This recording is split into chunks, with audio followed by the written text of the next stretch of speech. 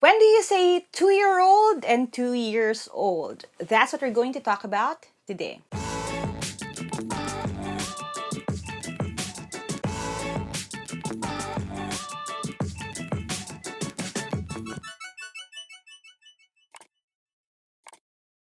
Hi there, thank you for checking out my channel. Thank you for clicking on this video. If this is the first video that you're watching from my channel, I make educational and motivational content. So if you don't want to miss any of my new uploads, don't forget to subscribe and hit that bell icon. Now, like I said in the intro kanina, we're going to talk about the difference between saying that baby is a 2-year-old or that it is 2 years old. Now, just a quick little plug. We do have our own merch shop. You can check out shop.teamlyqa.com to get yung ating hoodies, shirts, caps, and all the things I designed for this team. Yung mga kinikita natin dyan actually help support this channel and keep this going. So it helps me help more people.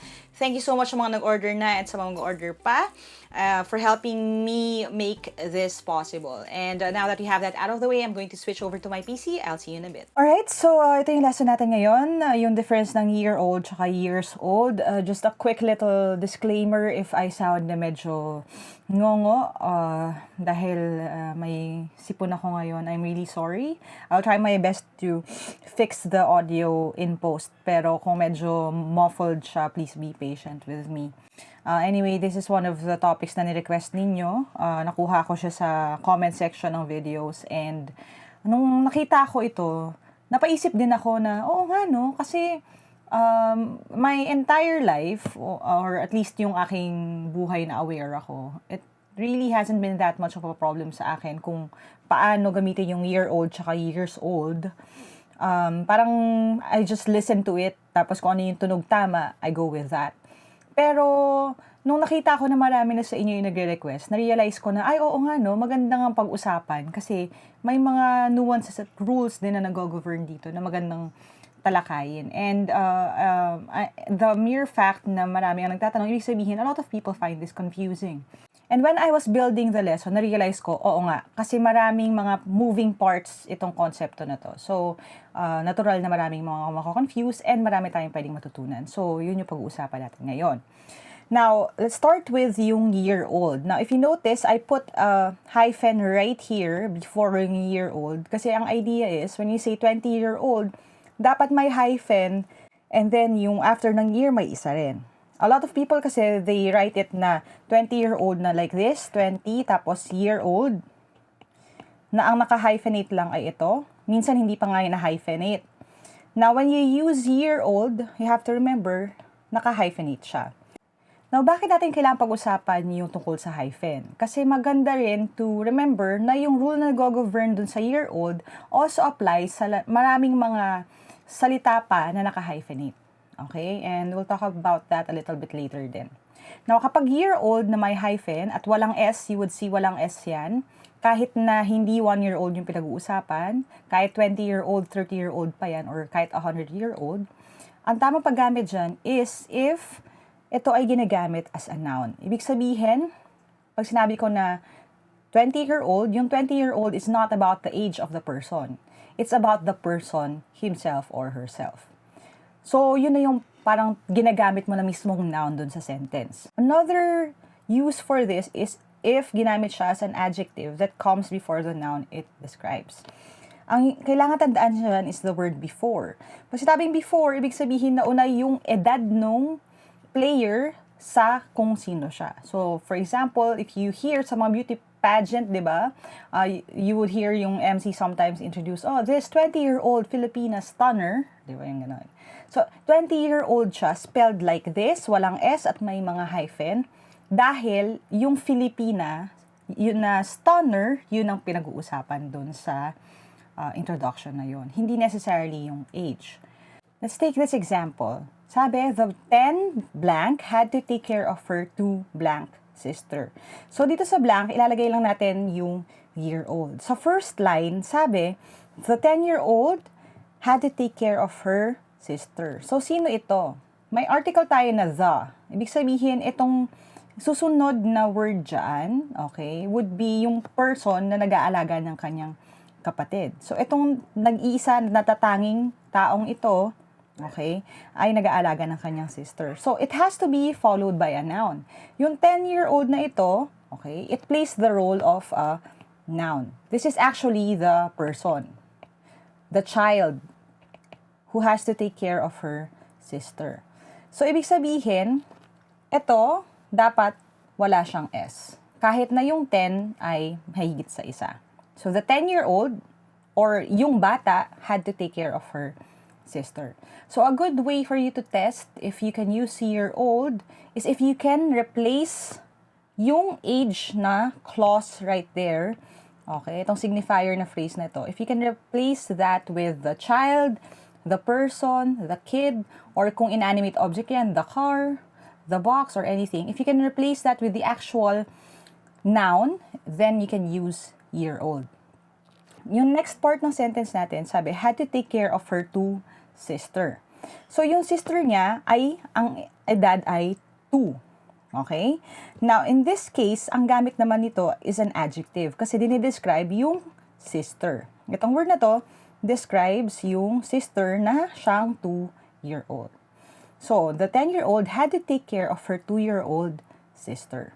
Hindi pwedeng of her 2 years old sister. Kasi nga, may sister na sumusunod dun sa adjective.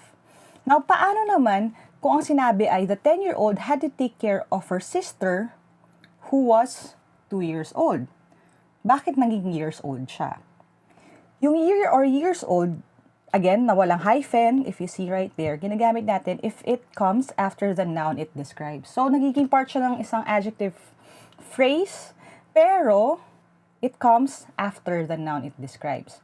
So, using the sentence kanina, i-rephrase natin siya, medyo pilit ng konti, pero i-rephrase natin siya para magamit natin yung years old instead of year old. Sabi dito, when she was blank, Maria had to take care of her sister who was blank. This time, hindi na yung word mismo ang noun dun sa part na dinidescribe. Bakit? Kasi, yung she na yon. So, nung si Maria daw ay 10 years old. 10 years old, nahuhuli, nauuna yung she. So, dahil nauuna siya, dito, it becomes 10 years old. Hindi pwedeng when she was 10-year-old. Kung when she was a 10-year-old, pwede pa. Pero kung 10 years old, hindi. Now, next, sabi, Maria had to take care of her sister who was 2 years old. Again, bakit? Kasi yung 2 years old na yan ay yung sister. Nauna yung sister kesa dun sa 2 years old. So, hindi mo pwedeng sabihin na Maria had to take care of her sister who was 2-year-old. Kung who was a 2-year-old, pwede pa. Now, bakit ko pinapoint out yung kawalan ng a, tsaka the? One clue pa na pwede kong ibigay sa inyo is yung articles na tinatawag. Okay, ang articles natin, and I have a full discussion on articles na rin. If you haven't seen that yet, ililink ko na lang din sa taas if you're watching this on YouTube.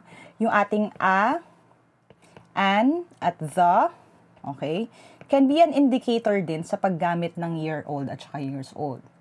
Kasi kadalasan, and again, I say this as kadalasan, kapag merong article, ibig sabihin, a 2-year-old, okay, or the 2-year-old, it becomes year, pero kung wala, you use years.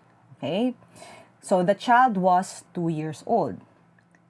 The 2-year-old child. Okay? Nakita mo yung distinction ng kung sino yung nauna. So, ibig sabihin, kung yung year-old or yung part ng sentence na nagde-describe ng age ay nakadikit dun sa article, mas madalas na year-old ang ginagamit kesa kung nakahiwalay siya.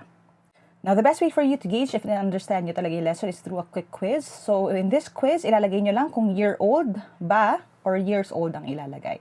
And if you're ready with your pen and paper, your timer starts now.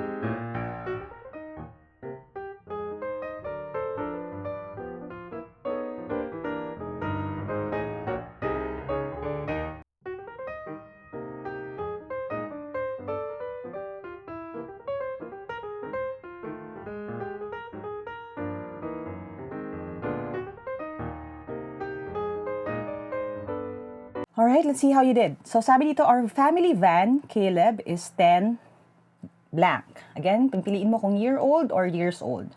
We had it since Brian was 2 blank. Caleb has carried countless 3 blank to and from preschool. I read that a 1 blank car is like a 7 blank child. That makes Caleb 70 blank. Caleb is a real trooper. So, doon tayo sa first sentence, sabi, our family van, Caleb, si Caleb, is 10. Now, again, dahil itong phrase na ito actually describes si Caleb or yung van, okay? At nauuna yung noun kesa dun sa adjective niyang role, this becomes 10 years old. Caleb is 10 years old. Now, kung nakalagay Caleb is a 10-year-old van, pwede yon. Pero this time, dahil nauna yung word na Caleb or na van, dahil yun naman ang pinag-uusapan, years old dapat siya. We had it since Brian was 2. Now, it acts as an adjective. Ang nide-describe niya is Brian. So, ibig sabihin, this is 2 years old. Caleb has carried countless 3 to and from preschool. So, nagdala daw siya ng marami, countless, ibig sabihin marami yan, higit yan sa isa, na 3-year-olds to and from preschool. Now, bakit? Kasi yung 3-year-olds na yan, these are actually children. Okay, so, Caleb has carried countless children to and from preschool. Hindi ito about their age. Tinawag mo yung grupo ng mga tao as their age. So, it works as a noun. So, countless children, 3-year-olds dapat. And again, you have to have a hyphen right there before yung year. I read that a 1 blank car is like a 7 blank child. Both actually play the same role. A 1-year-old car, bakit? Kasi yung 1-year-old describes the car. And this time, nauuna siya kesa dun sa noun na it describes. It's like a 7-year-old child. Kasi ito naman ang tinuturo niya. At nauuna siya. So, hindi mo pwede sabihin 7-years-old child. It's a 7-year-old child. That makes Caleb 70 years old.